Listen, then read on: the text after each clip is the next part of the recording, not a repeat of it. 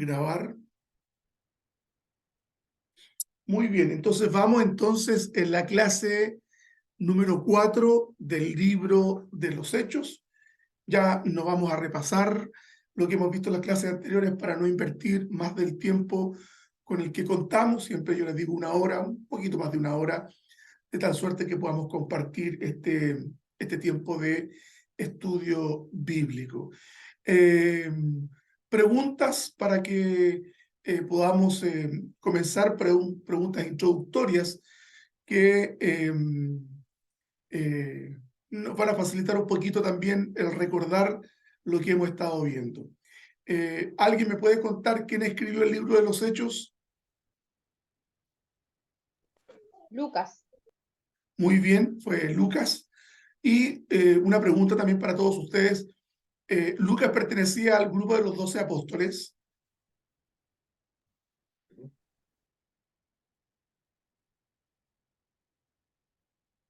¿Nadie por ahí? Sí, Lucas, po. ¿cómo? Sí, po. ¿O no? Sí, No, porque era pues, como el médico, como el doctor en ese no tiempo. pertenecía, Sí.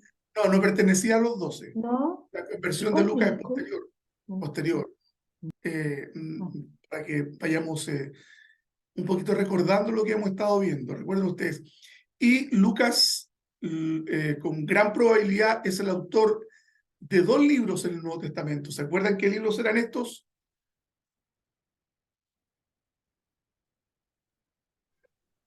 Hechos ¿Sí? y Lucas.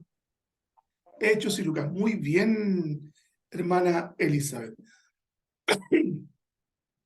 Vamos entonces hoy día, nos corresponde ver Hechos 2 del 14 al 28. Vamos a tener hoy día un texto amplio y trato de tomarlo de tal suerte de que no se corte la narración y podamos abordar un suceso en particular del libro de los Hechos.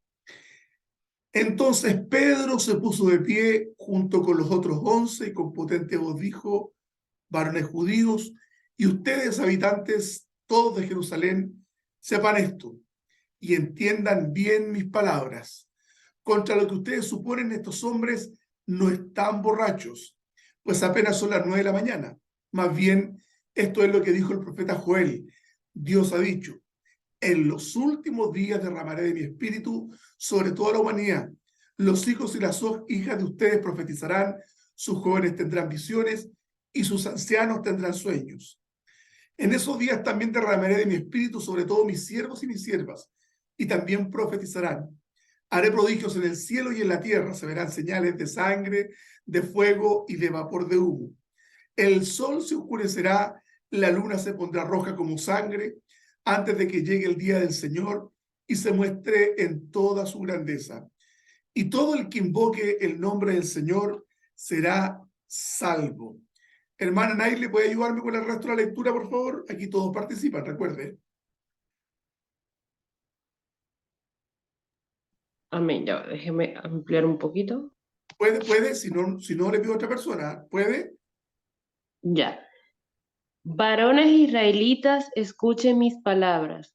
Jesús Nazareno, que fue el varón que Dios aprobó entre ustedes por las maravillas, prodigios y señales que hizo por medio de él, como ustedes mismos lo saben, fue entregado conforme al plan determinado y el conocimiento anticipado de Dios, y ustedes lo aprendieron y lo mataron por medio de hombres inicuos crucificándolo. Pero Dios lo levantó librándolo de los lazos de la muerte, porque era imposible que la muerte lo venciera. De él dice David: siempre veía al Señor ante mí. Él está a mi derecha y nada me perturbará. Por eso mi corazón se alegró y mi lengua cantó llena de gozo. Mi cuerpo descansará en la esperanza, porque no dejarás mi alma en el Hades, ni permitirás que tu santo se corrompa. Me hiciste conocer los caminos de la vida y me llenarás de gozo con tu presencia. Amén. Amén, amén. Bueno, lo primero que observamos acá en el verso 14, ¿cierto? Entonces Pedro se puso de pie junto con los otros 11, y con potente voz dijo: varones judíos y ustedes habitantes de todo Jerusalén, sepan esto y entiendan bien mis palabras contra lo que ustedes suponen. Estos hombres no están borrachos, pues apenas son las 9 de la mañana. Bueno, ya podemos sin lugar a dudas observar el liderazgo indiscutible del apóstol Pedro. Él es quien habla a nombre de quienes estaban reunidos en lo que se conoce o se llama como el aposento alto. Pedro, ¿cierto? El que titubeaba, el que era quizás el más inseguro de todos los apóstoles, hoy lo encontramos de pie ante la multitud con gran valentía y con gran determinación. Y fíjense ustedes, si ponen atención en el texto, lo primero que hace es refutar o es contradecir la idea de algunos o de muchos de los que estaban ahí respecto de que los discípulos estaban borrachos. Por la hora, aproximadamente las 8 de la mañana, era absolutamente improbable que estuviesen bebidos. ¿Por qué? Porque era muy temprano. Los judíos generalmente o culturalmente bebían solo a la hora del almuerzo y esa era la hora de las oraciones. Por lo tanto, la probabilidad de que estos discípulos hayan estado borrachos no es en absoluto cierto. Eso, que lo tengamos seguro. Por lo tanto, recuerden que hubo este estallido espiritual, la visitación del Espíritu Santo, comenzaron a hablar en lenguas. Ojo, la palabra lenguas en el griego es dialectos. Lo que estaban hablando los hombres ahí eran lenguas inteligibles, es decir, lenguas que eran por los que estaban ahí conocidos. Recuerden ustedes que leímos todas las naciones, bastantes eran que estaban ahí presenciando, dado que era la fiesta de Pentecostés y confluía una gran cantidad de judíos a celebrar esta conmemoración, ¿cierto? Esta fiesta religiosa. Ismaker, que es este comentarista que hemos estado citando con alguna frecuencia, dice: inmediatamente después de la ascensión de Jesús, Pedro asume el liderazgo en el grupo de los 120 creyentes. De nuevo, en el día de Pentecostés, cuando toda la gente estaba perpleja por el milagro de hablar en otros idiomas, se proyecta Pedro ante la multitud como el líder de los 12 apóstoles. Y aquí es importante recalcar el liderazgo que ejerce Pedro, porque Pedro, piensa usted, que fue el que negó al Señor, que tuvo una caída no menor, ¿cierto?, al haber negado, y haber negado con maldición al Señor en el patio de Anás, ¿cierto?, cuando le preguntaron si él era Galileo, y cuando lo reconocen como uno de los seguidores de Jesús, él niega tajantemente, y no solo niega, ¿cierto?, sino que dice también: maldición, no lo conozco. Es decir, negar con maldición a aquel maestro que solo le había prodigado bien, amor, contención y un liderazgo dulce, sin lugar a dudas, que el liderazgo que ejerció el Señor. Pero en el relato también de Lucas encontramos esta suerte de lo que podríamos llamar restauración de Pedro. ¿Se acuerdan ustedes en qué momento el texto de Lucas nos permite suponer que esta caída, esta negación del apóstol Pedro fue restituida con un amoroso perdón de parte del Señor? Yo se los he mencionado, pero antes que lo diga yo, quisiera preguntarles: ¿se acuerdan ustedes en qué momento ocurrió esto?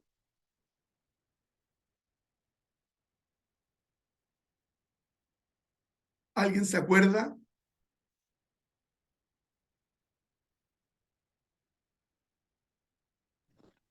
No se acuerdan. Muy bien. No sé, Chelito, o sea, pastor, ¿Sí? cuando, ¿no es cuando Jesús le dice: Pedro, ¿me amas o no? No, eso fue mucho Ah, después, ya. fue en la resurrección.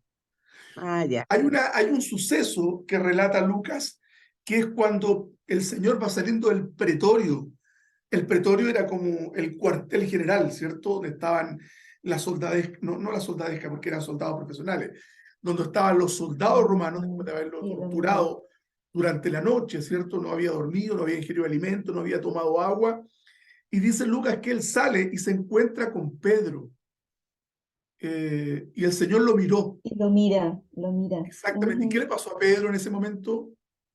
Lucas lo dice muy, muy gráficamente. Dice Pedro, lloró Lloró. amargamente. ¿Qué nos enseña esto? Importante que en el Señor hay restauración, que nosotros podemos pecar, ¿cierto? Producto de nuestras debilidades naturales y las limitaciones que como creyentes tenemos cada uno de nosotros. Pero siempre está la mirada compasiva del Señor, siempre está la actitud compasiva, dulce del Señor, siempre dispuesto a restaurarnos. Evidentemente que hay dos condiciones para que esto se dé. Uno, que haya un arrepentimiento verdadero y honesto, una deploración al pecado, es decir, yo digo, Señor, ayúdame a sobrellevar mis pecados, ayúdame a vencer mis pecados, porque el pecado es una tensión en nuestra vida, sin lugar a dudas, y eso lo hemos estudiado también en otras oportunidades. Pero en el Señor siempre hay perdón, entonces tiene que haber una deploración al pecado, deploración, dije, ¿cierto? Tiene que haber una actitud de arrepentimiento verdadero, y el arrepentimiento necesariamente implica el apartarse del pecado. O sea, yo no puedo estar pidiendo perdón permanentemente por una situación en la que voy cayendo, tengo que ir luchando, porque el Señor me ha entregado las armas para que yo pueda ir saltando esos baches que me va presentando la vida, ¿cierto? ¿Por qué? Porque Él nos ha capacitado mediante que la regeneración obrada por el Espíritu Santo.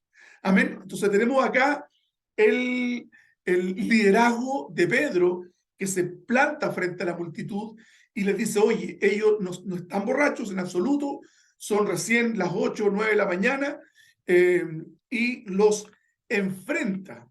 Y aquí nuestro querido amigo Pedro, nuestro hermano, cita una profecía, la profecía de Joel. Si Mónica me ayuda con la lectura, por favor. Dice... Amén. Más bien, esto les dijo el profeta Joel. Dios ha dicho, en los últimos días derramaré de mi espíritu sobre toda la humanidad. Los hijos y las hijas de ustedes profetizarán. Sus jóvenes tendrán visiones y sus ancianos tendrán sueños. En estos días derramaré de mi espíritu sobre mis siervos y mis siervas, y también profetizarán. Haré prodigios en el cielo, y en la tierra se verán señales de sangre, de fuego y de vapor de humo. El sol se oscurecerá, la luna se pondrá roja como sangre, antes de que llegue el día del Señor y se muestre en toda su grandeza. Y todo el que invoque el nombre de Jesús será salvo. Bueno, lo primero que Pedro hace en esta parte del texto, hermanos, es explicar este hecho. Lo que Pedro explica es el advenimiento del Espíritu Santo a la luz de la Escritura, ¿cierto? Prueba su cumplimiento en este hecho. Este hecho es lo que los teólogos y los estudiosos bíblicos llaman la inauguración de la era mesiánica. Ahora, el Cristo crucificado ahora era Señor y Salvador. Recuerden que fue crucificado y estamos conmemorando precisamente en estos días la muerte y el domingo la resurrección del Señor, razón por la cual nos reunimos nosotros los días domingos, ¿verdad? Por lo tanto, lo que hace Pedro es decir, miren, aquí hay una profecía que se está cumpliendo. Y eso es muy importante porque los únicos que pueden valorar una profecía, darle sentido y aplicarla a un suceso del Nuevo Testamento son precisamente los apóstoles. Y aquí hay algo muy interesante, el verso 17 dice, derramaré, tengo acá en realidad toda carne, dice la Reina Valera 1960, recuerden ustedes que estoy usando la Reina Valera contemporánea. Entonces dice, derramaré mi espíritu sobre toda la humanidad. Es equivalente esto a toda persona, jóvenes, mujeres, hombres y ancianos. Todos, sin distinción, habrían de recibir el Espíritu Santo. Ojo, las mujeres son consideradas en esta bendición. ¿Por qué hago recalcar esto? Recuerden que las mujeres vivían en un estatus de inferioridad respecto del varón. La sociedad judía era una sociedad muy patriarcal, esa sí que era una sociedad patriarcal, una sociedad muy machista, donde el papel de la mujer se reservaba solamente para cuestiones muy concretas. Aún así, debemos señalar que la situación de la mujer, en tanto en el Antiguo como en el Nuevo Testamento, era mucha más ventajosa que, por ejemplo, las mujeres en Roma, las mujeres en Egipto, si uno hace una comparativa de cómo era la relación de las mujeres con los hombres, la mujer de la relación con la sociedad y la cultura, aún así, aún cuando esta sociedad era muy patriarcal, muy machista, podríamos decir, la mujer igual tenía un lugar de dignidad, pero nunca era suficiente. Entonces, aquí hay algo súper importante. El texto dice que los hijos y las hijas de ustedes profetizarán. No hay distinción de sexo, mujeres y hombres, y esto es muy relevante. O sea, el Espíritu Santo ahora se iba a dar en forma abundante, en forma generosa. Ya no son los profetas, ya no solo los reyes, ya no solo los sacerdotes, si se quiere, sino que todos iban a ser parte de esta bendición. Amén. Los hijos y las hijas de ustedes profetizarán. No se refiere al parecer, y quiero que lo entendamos esto, a la profecía batídica, que es lo que es la profecía batídica, yo aclaro ahí, que predice el futuro. La profecía, y en este sentido consulté varios comentaristas, la profecía se entiende como la acción de anunciar la palabra. Es decir, todo predicador es esencialmente un profeta. Cuando nosotros estudiamos la palabra profecía o profeta, generalmente nuestro referente más inmediato es el profeta del Antiguo Testamento, aquel que veía el futuro, como Isaías, que predecía y profetizaba la caída de grandes naciones, o como Jeremías, que había profetizado la caída del reino del sur respecto de los babilonios. No. En este contexto, el derramamiento del Espíritu Santo no es otra cosa que la capacitación para que cualquiera pueda anunciar la palabra. Por lo tanto, todo predicador es esencialmente un profeta.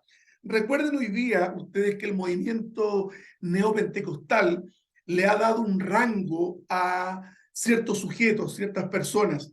Hoy día algunos se llaman a sí mismos profetas, algunos se llaman a sí mismos apóstoles, ¿cierto? Aquí en Chile tenemos al apóstol que es más conocido, Billy Bunster, ¿cierto? Él tiene rango de apóstol, ¿verdad? No entendemos muy de fondo qué es lo que quiere decir o qué connotación tiene esto, si es autoritativo o no, si podemos compararlo con los apóstoles del Nuevo Testamento, en fin. Pero en realidad, cualquiera que sea enviado a predicar la palabra es un apóstol, y cualquiera que enuncie la palabra en rigor es un profeta. Y quiero citar nuevamente a Kingsmaker, que es el ancla, digamos, que estoy utilizando. Y si está Marlene, ¿alcanzas a leer, Marlene? ¿Sí? Dice, sus jóvenes, dele. Sus jóvenes verán visiones y sus ancianos soñarán sueños. Dios se revela a sí mismo mediante profecía, en visiones y en sueños, tal como la Escritura repetidamente da fe de ello. Con el derramamiento del Espíritu Santo, todos los creyentes, sin distinción de sexo, edad, situación social, reciben la sabiduría y habilidad de conocer a Dios, de tal modo que ya no será necesario que cada uno enseñe a su prójimo acerca del Señor. Jeremías 31, 34. Es un texto muy bonito. Quiero hacerles una pregunta. ¿Están listos para la pregunta? Sí, allá voy. Hoy día, ¿podemos conocer a Dios a través de visiones y sueños? ¿A través de profecías? No, ¿Podemos a través de la Escritura. No, a través de la palabra. ¿Quién habló? Ah, las dos con la malencita. Las dos con la Mónica. buena. No, o sea, yo digo que no, se ¿Por revela qué? a través de la palabra, porque la palabra revela al Eso, muy Señor. bien. Nosotros hoy día, nosotros somos cuidadosos, incluso podría decir yo, reticentes a la idea de que hoy día hayan visiones, hayan sueños y hayan profecías. ¿Por qué? Porque tenemos, dice Pedro, la palabra profética más segura, a la cual, dice él, hacéis bien en estar atentos como una antorcha que alumbra el lugar oscuro. En fin, ¿qué es lo que nos está diciendo ese texto? Está refrendando la idea que hoy día no requerimos visiones, no requerimos profecías, no requerimos sueños, porque la forma en que ha establecido Dios para que le conozcamos, para que conozcamos su accionar, su carácter, es privativamente la Escritura. Amén. Eso es importante que nosotros lo entendamos. Dice, los hijos y las hijas de ustedes profetizarán, sus jóvenes tendrán visiones y sus ancianos tendrán sueños. En esos días, dice Joel, que está citando Pedro, derramaré de mi espíritu sobre todos mis siervos y mis siervas y profetizarán. Entonces, la bendición del Espíritu Santo tiene una dimensión ahora universal. Recuerden ustedes que el Antiguo Testamento no se evidencia al Dios Trino, ¿cierto? No se hace, porque estamos en otro momento de la historia de la salvación. La doctrina de la Trinidad, como lo estudiamos hace unas clases atrás, se revela particularmente en el Nuevo Testamento, aunque en el Antiguo Testamento encontramos ciertos atisbos que nos permiten entender, suponer, ¿cierto?, que el Dios al que servimos y adoramos subsiste en tres personas: Dios Padre, Dios Hijo y Dios Espíritu Santo, ¿cierto? Pero el Espíritu Santo estaba reservado ¿para quién? Para los profetas, para los reyes. Entonces, ahora la obra, la bendición del Espíritu Santo tiene una dimensión universal. El plan de Dios, hermanos y hermanas, es que todos no solo sean partícipes de la salvación, sino también el ser revestidos por la llenura del Espíritu Santo, la tercera persona de la Trinidad. Ahora, pregunta para ustedes: ¿tiene que haber una evidencia necesariamente de que nosotros somos o tenemos el Espíritu Santo? Para algunos sí, ¿cierto? Por ejemplo, hay algunas iglesias, algunos hermanos de otras corporaciones y otras denominaciones que suponen que la evidencia, ¿cierto?, del Espíritu Santo es el hablar en lenguas.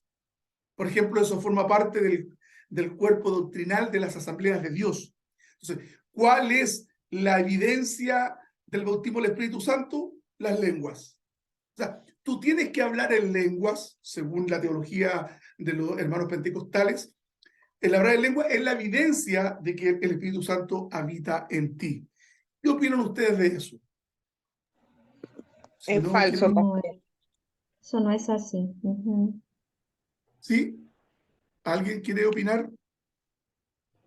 Sí, yo Tranquilo. opino, si me permite. Pero por favor, hermana Normelis. Buenas noches. Yo en lo personal considero, pastor, que ese pensamiento es totalmente falso, porque ellos han adoptado una falsa creencia en estar supuestamente ellos hablando lenguas cuando son lenguas extrañas que ni ellos mismos se entienden, porque la palabra Es es clara. importante, qué bueno que lo mencione. Porque la palabra es clara cuando dice que el que hable lengua tiene que haber alguien que lo interprete. Y cuando pasó esto, lo de la unción del Espíritu Santo, gente extranjera que estuvo allí decían cómo ellos hablan mi Exactamente. lengua, cómo la conocen. Entonces, claro, ¿cómo fue que usted les dijo, los nombró a estas corporaciones, estas otras iglesias? Las denominaciones, claro. Han hecho de una burla y han hecho de esta palabra algo para su conveniencia, engañando al pueblo de Dios. Sí, sí. Miren, en este sentido, nosotros como somos una iglesia, digamos, de otra línea, nosotros podemos tener opiniones libres dentro de nuestro contexto, pero siempre es importante ser respetuoso con los hermanos que piensan distinto, ¿cierto? Pero Normelis tiene razón. Miren, en realidad, desde mi punto de vista, y quiero representar a muchos hermanos reformados, cuando nosotros somos revestidos del Espíritu Santo es el momento de la conversión.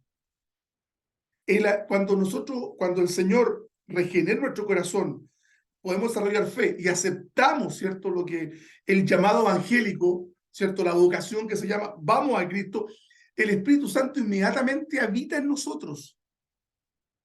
El Espíritu Santo habita en nosotros, está en nosotros. Y hay abundante, digamos, recurso bibliográfico bíblico que prueba esto. No nos vamos a detener, pero en otro momento podemos profundizar. Siempre digo podemos profundizar y nunca profundizamos en realidad, les pido perdón. Pero el tema es que efectivamente el bautismo del Espíritu Santo para nosotros, para mí por lo menos, es cuando el Espíritu viene a habitar en nosotros. Eso es básicamente. Miren, volvemos a leer a Kissmaker, si ¿Quién no ha leído? Hermana Berendita, ¿está por ahí? ¿Alcanza usted a leer? Sí, sí, Men, gracias, pastor. dice Peacemaker. Dice, y aún sobre mis siervos y sobre mis siervas, aquellos días derramaré de mi espíritu. La referencia a siervos o esclavos significa que Dios concede su espíritu a toda clase sociales. Nótese que Dios se refiere a ellos como propios cuando dice mis siervos, entre paréntesis esclavos. Muchos de estos esclavos no eran judíos, sino gentiles. Esclavos gentiles, tanto hombres como mujeres, reciben el Espíritu Santo y conocen al Señor. Esto es evidente especialmente en las epístolas del Nuevo Testamento. ¿Leola eso o no? No, páselo Ya, más. ya. Dios derrama de su espíritu sobre los siervos, de modo que ellos también pueden compartir de los dones del Espíritu Muy Santo. bien. Miren, hay un suceso, si no me equivoco, y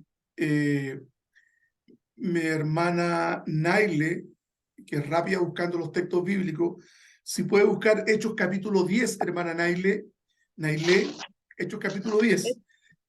Hay un suceso ahí muy importante que quiero que lo leamos, que le hace pleno sentido a esto que estamos estudiando ahora. Cuando lo encuentre es la casa de Cornelio, mi hermana Naile. Sí, ya estoy en el 10. ¿Desde qué versículo? Pongan mucha atención para que puedan entender la actitud de Pedro y respecto a lo que nos comenta Kissmaker y este concepto de la universalidad del Espíritu Santo respecto a la visitación del Espíritu Santo. Mire lo que dice el texto. Por favor, mi hermana querida, fuerte. Desde el 1, ¿cierto? ¿Qué dice el 1? A ver. Había en Cesarea un hombre llamado Cornelio, Ya, dele. centurión de la compañía llamada italiana, piadoso y temeroso de Dios con toda su casa. Ya, y que espérame, hacía... Neile, espérame. Perdón, le interrumpo, para ir explicando. Por lo tanto, era un gentil. ¿Qué quiere decir un gentil? Una persona que tenía devoción por la fe judía, pero él era romano. ¿Qué nacionalidad tenía, hermana Emma? Romano. Romano, muy bien. Era romano, Sí. ¿cierto? Continúa el texto, mi hermana querida. Piadoso y temeroso de Dios con toda su casa, y que hacía muchas limosnas al pueblo y oraba a Dios siempre. Este vio claramente en una visión, como a la hora 9 del día, que un ángel de Dios entraba donde él estaba y le decía: Cornelio. Él mirándole fijamente y atemorizado dijo: ¿Qué es, Señor? Y le dijo: tus oraciones y tus limosnas han subido para memoria delante de Dios. Envía pues ahora hombres a Jope y haz venir a Simón, el que tiene por sobrenombre Pedro. Este posa en casa de cierto Simón Curtidor, que tiene su casa junto al mar. Él te dirá lo que es necesario que hagas. Ido el ángel que hablaba con Cornelio, este llamó a 2 de sus criados y a un devoto soldado de los que le asistían, a los cuales envió a Jope después de haberles contado todo. Al día siguiente, mientras ellos iban por el camino y se acercaban a la ciudad, Pedro subió a la azotea para orar cerca de la hora sexta, y tuvo gran hambre y quiso comer, pero mientras le preparaban algo, le sobrevino un éxtasis, y vio el cielo abierto y que descendía algo semejante a un gran lienzo, que atado de las 4 puntas era bajado a la tierra, en el cual habían de todos los cuadrúpedos terrestres y reptiles y aves del cielo. Y le vino una voz: levántate, Pedro, mata y come. Entonces Pedro dijo: Señor, no, porque ninguna cosa común o inmunda he comido jamás. Volvió la voz a él la segunda vez: Lo que Dios limpió, no lo llames tú común. Esto se hizo 3 veces, y aquel lienzo volvió a ser recogido en el cielo. Y mientras Pedro estaba perplejo dentro de sí sobre lo que le significaría la visión que había visto, he aquí los hombres que habían sido enviados por Cornelio, los cuales preguntando por la casa de Simón llegaron a la puerta. Y llamando preguntaron si moraba allí un Simón que tenía por sobrenombre Pedro. Y mientras Pedro pensaba en la visión, le dijo el Espíritu: He aquí 3 hombres te buscan. Levántate pues y desciende, y no dudes de ir con ellos, porque yo los he enviado. Entonces Pedro, descendiendo a donde estaban los hombres que fueron enviados por Cornelio, les dijo: He aquí yo soy el que buscáis. ¿Cuál es la causa por la cual habéis venido? Ellos dijeron: Cornelio el centurión, varón justo y temeroso de Dios, y que tiene buen testimonio en toda la nación de los judíos, ha recibido instrucciones de un santo ángel de hacerte venir a su casa para oír tus palabras. Entonces, haciéndoles entrar, los hospedó, y al día siguiente, levantándose, se fue con ellos, y le acompañaron algunos de los hermanos de Jope.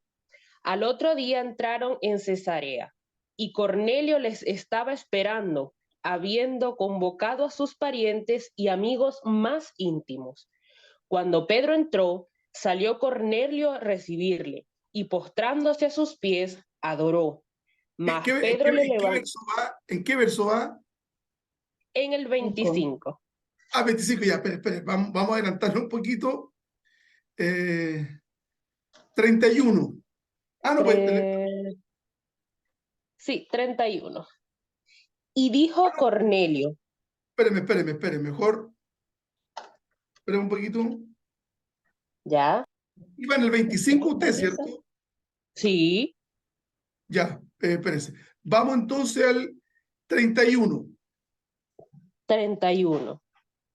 Y dijo: Cornelio, tu oración ha sido oída, y tus limosnas han sido recordadas delante de Dios.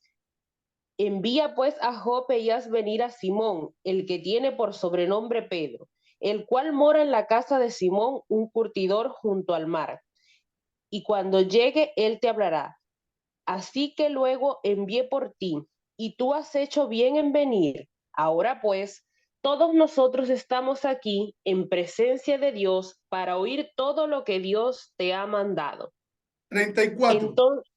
Entonces Pedro, abriendo la boca, dijo: En verdad comprendo que Dios no hace acepción de personas, sino que... Ahí nomás, Naile. Primera pregunta. Amén. ¿Por qué Pedro comprende que Dios no hace acepción de personas? ¿Quién me puede explicar qué es lo que quiere decir esta parte del texto con toda la explicación previa que el mismo texto nos da? ¿Por qué Pedro llega a esa conclusión? Porque mandó Cornelio, porque lo mandó a llamar un romano, ¿o no? Cuando le muestra la visión de los animales y le dijo que ninguno era inmundo. Ninguno, sí. Miren, eso es importante. ¿Por qué es importante? Porque él tiene una visión y él la aplica. Recuerden que Pedro es reprendido por Pablo, no me recuerdo en qué ciudad, cuando se hacía gentil con los gentiles, judío con los judíos. Tenía un doble estándar. Tenía muchas, Pedro conservaba todavía ese sesgo respecto al mundo gentil. Por eso que él dice, bueno, Dios no hace acepción de personas. ¿Por qué? Porque está entrando a la casa de un hombre que no era judío, era un gentil y era un soldado romano. En definitiva, era un opresor de los judíos. Pero el 34, 35, parece... espéreme. Ya, verso 43. Y ahora vamos a aplicar por qué le estoy leyendo este texto. Verso 43, mi hermana Nailé. De este dan testimonio todos los profetas, que todos los que en él creyeren recibirán perdón de pecados por su nombre. Se está explicando el evangelio a Cornelio y a los que estaban ahí. Muy bien. Dele, 44. 44. Mientras aún hablaba Pedro estas palabras, el Espíritu Santo cayó sobre todos los que oían el discurso. Y los fieles de la circuncisión que habían venido con Pedro se quedaron atónitos de que también sobre los gentiles se derramase el don del Espíritu Santo. Muy Porque bien, los que oían... hasta ahí, hasta ahí. Amén. Pregunta, ¿por qué quedaron atónitos los discípulos que estaban ahí? ¿Por qué quedaron Porque, pasmados, sorprendidos? Porque sobre los gentiles también se iba a derramar el don del Espíritu Santo. Se estaba cumpliendo lo que decía Joel.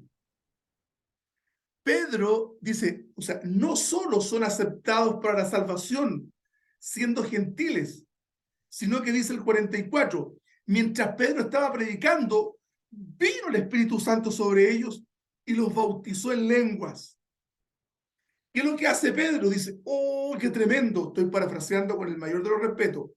Pedro dice, junto con los judíos, el Reina Valera dice, los de la circuncisión, se está refiriendo a los judíos, y dice, oye, sobre ellos también viene el Espíritu Santo. ¿Se fijan o no? Oye, sobre ellos también. ¡Qué tremendo! O sea, el Espíritu Santo, la experiencia que habían tenido en el aposento alto, donde eran todos judíos, ese privilegio de haber tenido ese encuentro tan grandioso con el Espíritu Santo, pero ahora se encontraba que una persona, no solo una, sino que la familia que ahí estaba, también recibe el Espíritu Santo. Este texto lo vamos a ver cuando lleguemos al capítulo 10, si Dios así lo permite y no viene antes.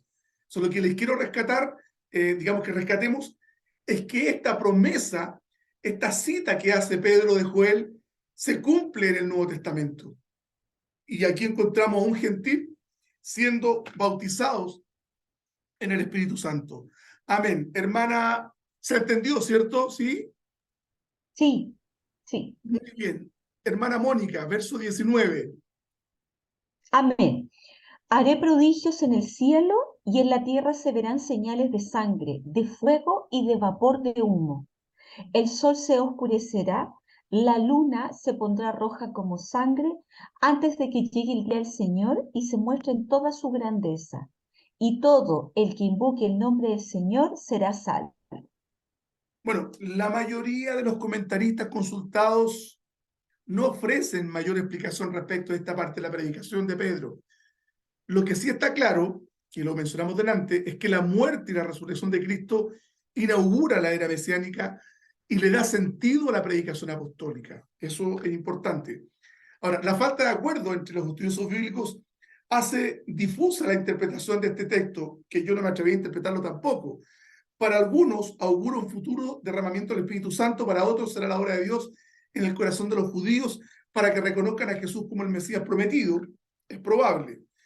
Y tengo el comentario de Yacú, ¿cierto? Comentario bíblico del Continente Nuevo, dice, por otro lado, ni en Pentecostés ni en el curso de la historia de la iglesia se produjeron los fenómenos en el sol, la luna y la tierra que menciona el profeta Joel. Tampoco hubo cambio en el sentir de Israel ni arrepentimiento alguno por el enfrentamiento a Dios. Esta circunstancia favorece el pensamiento de que aún hay un derramamiento de carácter universal que está por venir. Reiteremos que Dios puede obrar manifestaciones cuando Él lo quiere hacer. Este autor favorece la posición de que pueden haber bautismos del Espíritu Santo y puede repetirse la experiencia de Pentecostés. Nosotros somos más reticentes frente a esta experiencia. Vamos a dejar esta parte del texto hasta ahí y vamos a esta parte del texto porque en realidad no encontré mayor explicación respecto a este relato de fenómenos de la naturaleza. En fin, 22, hermana Normelis, ¿alcanza a leer 22 en adelante? Sí, pastor.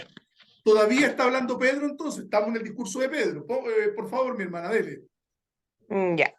Varones israelitas, escuchen mis palabras. Jesús Nazareno, que fue el varón que Dios aprobó entre ustedes por las maravillas, prodigios y señales que hizo por medio de él, como ustedes mismos lo saben.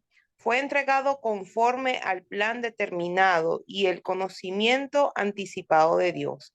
Y ustedes lo aprendieron.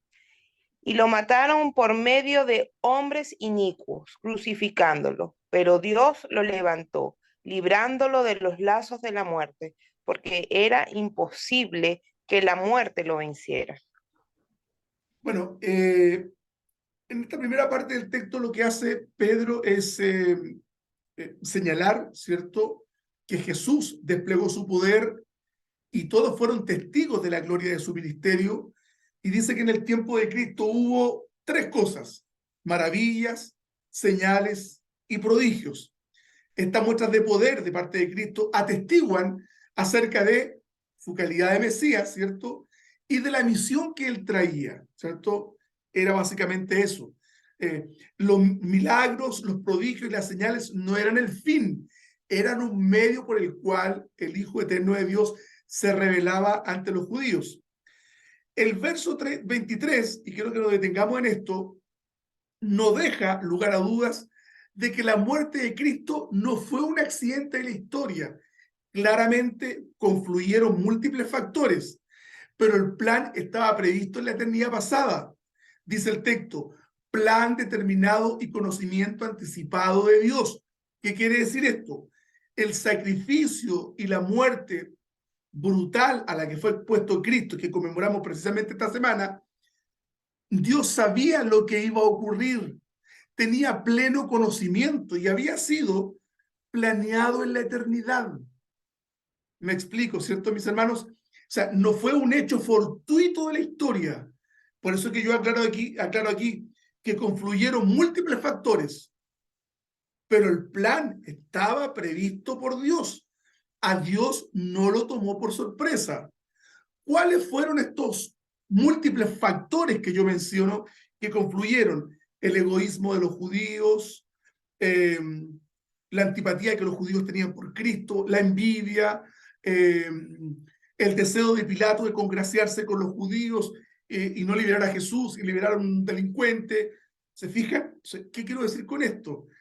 Que finalmente era un plan que Dios había trazado en la eternidad y que se valió de ciertas personas, de cierta situación histórica para que este plan se llevara a cabo. Pero lo que tenemos entonces que resaltar como una verdad inexcusable es que todo esto estaba en el plan eterno de Dios. Pedro no rehúye la confrontación con los judíos, quienes junto a los romanos dieron muerte a nuestro Señor. Y fíjese, Pedro es muy duro, y aquí no disfraza la verdad Pedro, y le dice, ustedes lo aprendieron, ustedes lo mataron, ustedes lo entregaron a hombres inicuos, es decir, a las autoridades romanas, y lo crucificaron, con todas las implicancias que este hecho terrible y lamentable tiene. Recordemos que la crucifixión es un hecho brutal ante todo, era la forma más terrible que se tiene memoria para la ejecución de un delincuente. Nuestro Señor muere como un delincuente por ti y por mí. ¿Quién eran los que tenían que tomar lugar en esa cruz? Nosotros debimos haber muerto, porque la paga del pecado. Amén. Pero Él decidió morir por nosotros.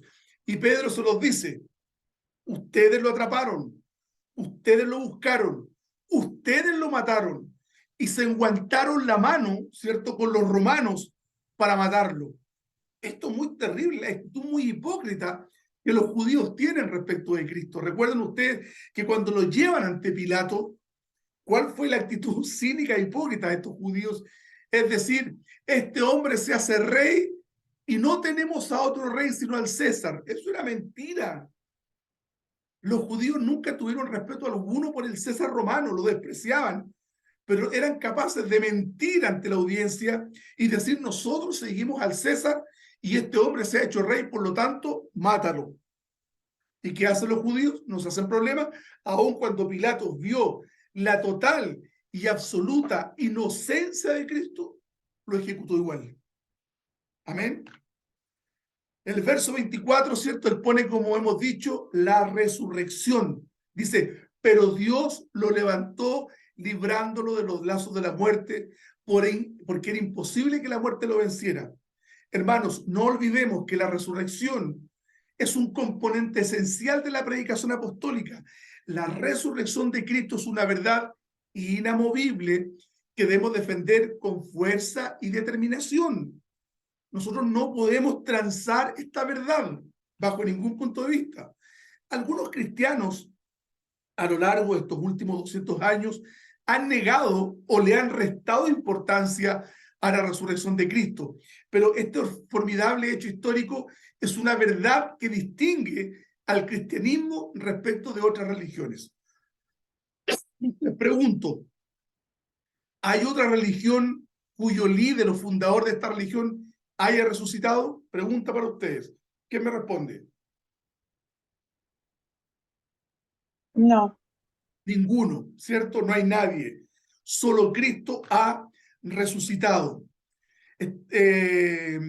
Marlene, por favor, ¿puede leerme este comentario de Walworth and Suck RB? ¿Qué dice, hermana mía? El punto de este, ¿qué significa la B? Perdón. De este Está claro. versículo. Ah, ya, perfecto. El punto de este versículo está claro. La crucifixión no fue un accidente, fue el determinado consejo de Dios. La palabra griega es plan. Y la voluntad divina expresa no solo una intención, fue una necesidad divina. Cuando Pedro se refiere a vosotros significa a los judíos y por inicuos tal vez se refiere a los gentiles, pero la palabra inicuos significa sin ley, anomón, ¿cierto? Tanto judíos como gentiles estuvieron implicados en la muerte de Cristo. Muchas veces los apóstoles acusaron a los judíos de crucificar a Jesús, aunque también consideraban que los gentiles eran culpables. ¿Cierto? El 4:27 es mi versículo favorito, ¿cierto? Que muestra cómo Dios opera a través de los elementos humanos para que su voluntad sea hecha.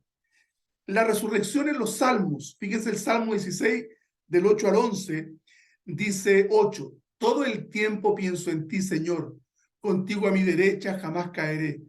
Gran regocijo hay en mi corazón y en mi alma, todo mi ser siente una gran confianza, porque no me abandonarás en el sepulcro, no dejarás que sufra corrupción quien te es fiel.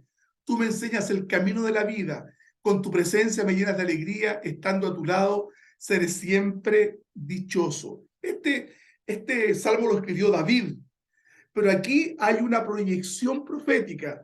Dice, porque no me abandonarás en el sepulcro. Y este salmo, ¿cierto? Es un salmo con connotaciones proféticas. Se está refiriendo a la futura resurrección de Jesucristo. Hechos 2 del 25 al 28, ya estamos terminando, no se desesperen. Dice el 25, y explica Pedro, dice, de él dice David, ¿cierto? ¿Qué está haciendo Pedro? Está tomando otro salmo, el que le cité yo a vosotros. Dice, de él dice David, siempre veía al Señor ante mí, él está a mi derecha y nada me perturbará. El salmo que leímos, perdón. Por eso mi corazón se alegró y mi lengua cantó llena de gozo. Mi cuerpo descansará en la esperanza, porque no dejará mi alma en el Hades, ni permitirás que tu santo se corrompa. Me hiciste conocer los caminos de la vida y me llenarás de gozo en tu presencia. Perdón, creí que ese era otro salmo. Lo que está citando Pedro es el Salmo 16. Entonces está diciendo, lo que está diciendo Pedro, hermanos, se está cumpliendo la palabra, ¿cierto? Estos versículos, dice Walworth, incluyen 4 pruebas de la resurrección y ascensión del Señor. A, la profecía de los Salmos 16, del 8 al 11. La existencia del sepulcro de David, lo menciona. Los testigos de la resurrección. Los eventos sobrenaturales de Pentecostés. La ascensión del Hijo de David, que fue superior a él. Podemos ver el Salmo 111, Hechos 2:34, 35. La palabra Hades o Hades, que aparece en los versos 27 y 31, se refiere tanto a la tumba, ¿cierto? Como en este caso, como al mundo inferior de los espíritus que han partido. ¿Qué quiere decir con esto? Los judíos suponían que el Hades era donde estaban los espíritus, en realidad básicamente de la gente que había muerto. Pero lo que está diciendo aquí es que los lazos de la muerte no iban a retener a Cristo. Y le está diciendo a los judíos, no perdamos de vista que Pedro está hablándole a una multitud, en una fiesta. No nos perdamos de vista que estamos todavía en el mismo hecho de que partimos la primera clase. Y le está diciendo, miren, aquí en Cristo se cumple la palabra del Señor por boca del profeta David. ¿Se entiende, cierto? Por lo tanto, la resurrección es una verdad inconmovible. Cuando Pedro le escribe a los Corintios en el capítulo 15, la primera epístola, él señala lo siguiente. Ponga atención. En primer lugar, les he enseñado lo mismo que yo recibí, que conforme a las Escrituras, Cristo murió por nuestros pecados. Amén. Que también conforme a las Escrituras fue sepultado y resucitó al tercer día. Veamos todos los testigos. Y después que se apareció a Cefas, ¿quién era Cefas, hermana Emma? ¿Era como un sacerdote? No, ¿quién era Cefas? Ah, no me acuerdo.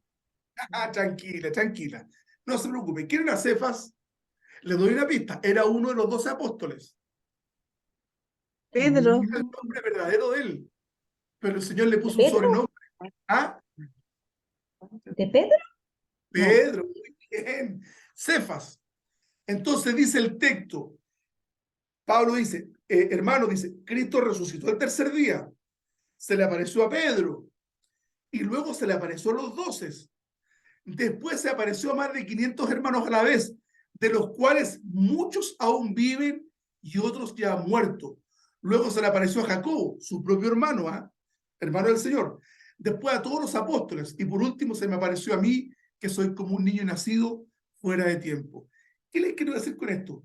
Que en el primer siglo nadie tenía dudas de que Cristo había resucitado.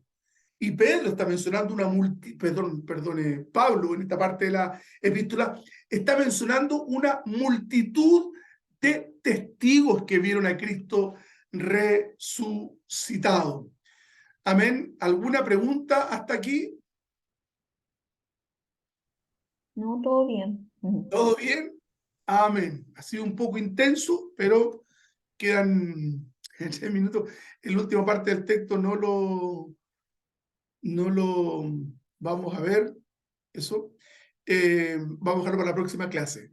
¿Alguna pregunta? Vamos a detener la grabación.